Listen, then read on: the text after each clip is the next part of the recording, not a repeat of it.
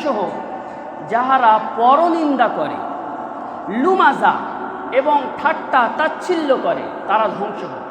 আল্লাযী জামাআ মালান ওয়া আদ্দাদা, যাহারা সম্পদ অর্জন করলো এবং গণনা করলো, তারাও ধ্বংস হোক। প্রত্যেকটা শব্দর অল্প সংক্ষেপে অর্থটা বোঝার চেষ্টা করব, তারপরে পুরোটার অর্থটা সংক্ষেপে তুলে ধরে কথা শেষ করব। একটু ধ্যান দিয়ে চুপ থেকে শুনবে, বাচ্চারা একটু পিছনে চুপ, চেল্লাবে না, চুপ করে থাকবে। ওয়াইলুল লিকুল্লি হুমাজা, হুমাজা শব্দের অর্থ হলো পরনিন্দা করা। আল্লাহ রাসূল সাল্লাল্লাহু আলাইহি ওয়াসাল্লাম সাহাবাদেরকে বলছেন, আমরা তো মুসলমান, আল্লাহকে মানতে হবে, নবীকে মানতে হবে। নবী প্রত্যেকটা কোরআনের আয়াতের ব্যাখ্যা করে গেছেন। নবী জিজ্ঞাসা করছে সাহাবারা, তোমরা কি জানো গীবত, পরনিন্দা কাকে বলে? সাহাবারা বলে, আল্লাহ ওয়া রাসূলু আলাম, আল্লাহ এবং আল্লাহ রসুল ভালো জানে, আমরা জানি না। আল্লাহ রসুল বললেন, যিকরুকা আখাকা বিমা ইয়াকরাহু, তোমার ভাইয়ের ওই কথা নিয়ে আলোচনা করা যেটা সে অপছন্দ করে, যেটা সে পছন্দ করে না, সেই কথাকে নিয়ে আলোচনা করা, তার পিছনে, এটা হলো পরনিন্দা করা, এটা হলো গীবত। সাহাবারা ক্লিয়ার করার জন্য জিজ্ঞাসা করলো, ইয়া রাসূলুল্লাহ, সেই দোষটা যদি সেই ব্যক্তির মধ্যে থাকে আর আমরা যদি পিছনে আলোচনা করি, তাও কি পরনিন্দা হবে? আল্লাহ রাসূল সাল্লাল্লাহু আলাইহি ওয়াসাল্লাম বলে, হ্যাঁ, তবেই তো পরনিন্দা।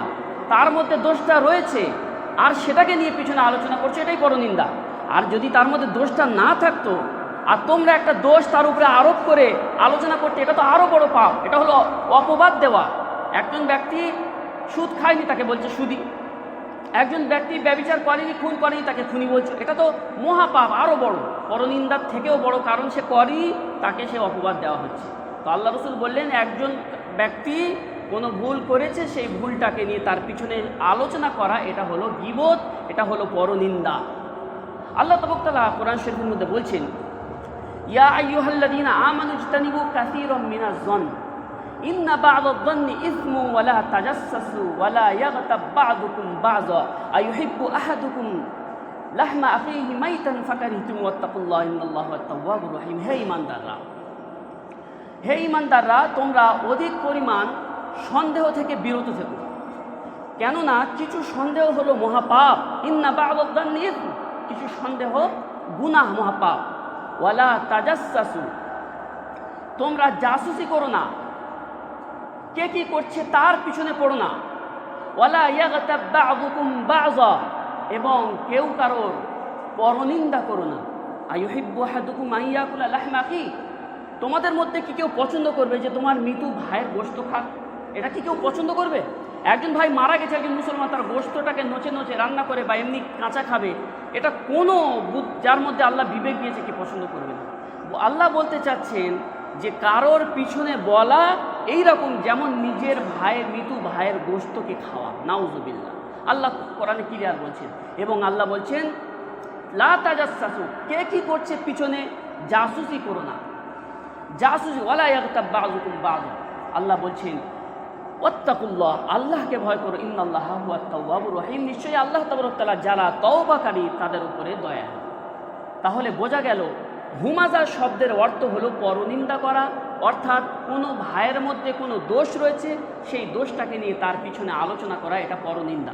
তাহলে কি সেই দোষটা থাকলে আমরা কিছু বলবো না? হ্যাঁ, কোনো ব্যক্তি যদি ভুল পথে থাকে, কেউ মনে করে নেন মদ পান করছে, মদ খাচ্ছে, তাহলে তাকে গিয়ে বোঝানো, এটা একটা সওয়াবের কাজ, এটা হলো দাওয়াত, তাবলীগ, এটা বড়। প্রত্যেকটা পায়ে আপনি তার কাছে যে যাচ্ছেন, তাকে ভালো রাস্তা দেখানোর জন্যে আপনার প্রত্যেকটা পায়ে পিছনের গুনাহ মাফ হয়ে যাচ্ছে, সুবহানাল্লাহ। এটা কত বড় সওয়াবের কাজ, ভালো কথা। কিন্তু তার সামনে গিয়ে তার ওই খারাপ কাজটাকে নিয়ে তাচ্ছিল্য করে ঠাট্টা করা, এটাকে বলা হয়, দ্বিতীয় শব্দে বলা হচ্ছে লুমাজা। ওয়াইলুল লিকুল্লি হুমাজাতিল লুমাজা। হুমাজা হলো পরনিন্দা করা, আর লুমাজা হলো তার সামনে তার খারাপ কথাটাকে নিয়ে তাচ্ছিল্য করা, ঠাট্টা করা। তাহলে ঠাট্টা করাও চলবে না, পরনিন্দা করাও চলবে না। আল্লাহ বলছে তারা ধ্বংস, তাদের উপরে আল্লাহ অভিশাপ করেছে। সেজন্য কত ভয়াবহ অবস্থা আমাদেরকে বুঝতে হবে। বর্তমান আলেম থেকে নিয়ে পাবলিক পর্যন্ত সকলে, আমি একেবারে ক্লিয়ারভাবে বলছি, সকলে এই কাজের সাথে জড়িয়ে আছে, পরনিন্দার মধ্যে। সোশ্যাল মিডিয়া করলে বিশেষ করে বাংলাদেশের আলেমরা একে অপরের এত পরনিন্দা করে, যে কোনো আলেমের বক্তব্যের সঙ্গে অপরে নিয়ে পরনিন্দা করছে। আল্লাহ আমাদের হেফাজত করুক। পরনিন্দার কারণে আপনার ইমান চলে যায়, ইমান পুরো শেষ হয়ে যাবে। আমল শেষ হয়ে যাবে, সব কিছু নষ্ট হয়ে যাবে। নিজের কাজকে নিজেকে বুঝতে হবে, দেখতে হবে, নিজের পা নিজে দেখতে হবে, আমি কোথায় পাটা ফেলছি। আল্লাহ তাবারক বিশেষ করে মা বোনদের মধ্যে এই আয়েবটা অনেক বেশি রয়েছে, সেজন্য আমাদের এর থেকে বেঁচে থাকতে হবে, কারণ আল্লাহ বলছে ধ্বংস হবে তারা। তৃতীয়, আল্লাহ তাবারক বলছেন আল্লাযী জামআ মালাও ওয়া আদ্দাদা, যারা ধন সম্পদকে উপার্জন করলো এবং গণনা করলো, অর্থাৎ অনেক পয়সা অট্টালিকা বানিয়েছে, তার উপরে গর্ব করছে, আল্লাহর রাস্তায় ব্যয় করছে না। আখলাদা, সে ভাবে এই ধন সম্পদ চিরস্থায়ী, আমাকে বাঁচাবে, কিন্তু ধন সম্পদ তো আল্লাহর আযাব থেকে বাঁচাতে পারে না, দুনিয়ার পুলিশ প্রশাসন থেকে বাঁচাতে পারে এবং দুনিয়ার কানুন থেকে বাঁচাতে পারে, কিন্তু আল্লাহর কানুন, আল্লাহর আযাব থেকে এই ধন সম্পদ কখনো বাঁচাতে পারে না।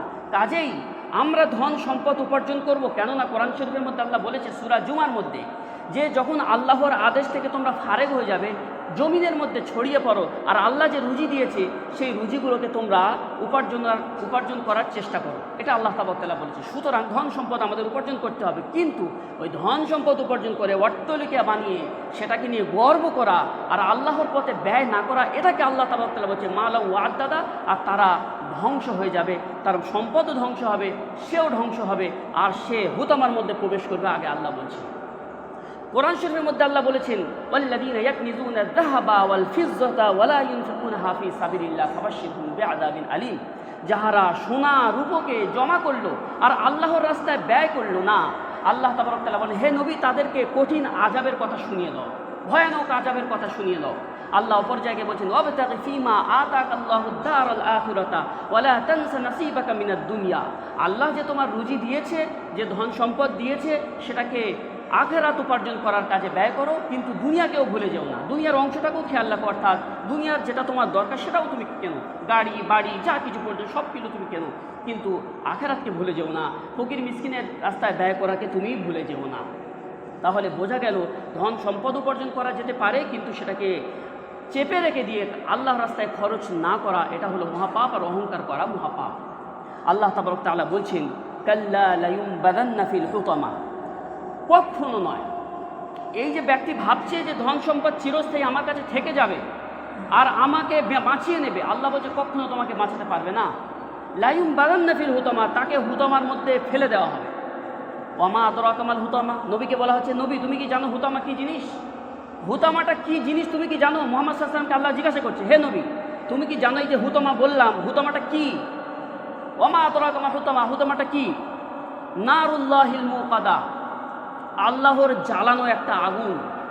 আল্লাহ যে আগুনটা নিজেই তৈরি করেছে, আমাদের আগুন তো কত কঠিন হয় যে আমরা নিজেরা হাত রাখতে পারবো না, তাহলে আল্লাহ যে সারা পৃথিবীর স্রষ্টা, তিনি যে আগুনটা বানিয়েছেন সে আগুনটা কত জোরদার হবে, সে আগুনটা কত জোরদার হবে বলা হচ্ছে আল্লাতী তাত্তালিউ আলাল আফিদা, যে আগুন কলিজা চিরে চলে যাবে। আল্লাহু আকবার, যে আগুন কলিজা চিরে ফেড়ে চলে যাবে, একদম ভেতর পর্যন্ত পৌঁছে যাবে, সেই আগুনে আল্লাহ তাআলা নিক্ষেপ করবে। ইন্নাহা আলাইহিম মুসাদা, সেই আগুন তাদের উপরে বন্ধ করে দেওয়া হবে। ফি আমাদিম মুমাদ্দাদা, দীর্ঘ লম্বা লম্বা লোহার স্তম্ভের সাথে তাদেরকে বেঁধে দেওয়া হবে। অর্থাৎ এই সকল ব্যক্তিদেরকে আল্লাহ তাবারক তাআলা, যারা ধন সম্পদ উপার্জন করলো, আল্লাহর রাস্তায় ব্যয় করলো না, অহংকার করলো, পরনিন্দা পরচর্চা করলো, ঠাট্টা করলো, তাচ্ছিল্য করলো, সেই সকল ব্যক্তিদেরকে আল্লাহ তাবারক তাআলা জাহান্নামের কঠিন আগুনের মধ্যে ফেলে দেবে এবং বড় বড় লোহার স্তম্ভের সাথে বেঁধে দেবে, যে তারা কোনো মতে বের হতে পারবে না। বলা হয় না যে ধরে বেঁধে মারবো, পালানোর কোনো সুযোগ নেই। আল্লাহ তাআলা ঠিক এটাই বোঝাতে চাচ্ছে। তাহলে বোঝা গেল এই সূরা আমাদেরকে তিনটে পায়গাম দিয়েছে। একটা পায়গাম হলো হুমাজা করা চলবে না, হুমাজা মানে পরনিন্দা। আর পরনিন্দা আবার ক্লিয়ারভাবে বলছি, এমন কোনো আয়েব, এমন কোনো দোষ কোনো ব্যক্তির মধ্যে রয়েছে, আপনি সেটাকে নিয়ে তার পিছনে আলোচনা করছেন, এটা হলো পরনিন্দা। কোনো ব্যক্তি এর থেকে খালি নেই, আলেম থেকে নিয়ে সাধারণ ব্যক্তি পর্যন্ত সকলের সাথে জড়িয়ে আছে। আল্লাহ আমাদের সকলকে হেফাজত করুন, আমাকে থেকে নিয়ে সর্বপ্রথম আমাকে হেফাজত করুন এবং সকলকে হেফাজত করুন। সকলে বলি আমিন, একটু জোরে বলি আমিন।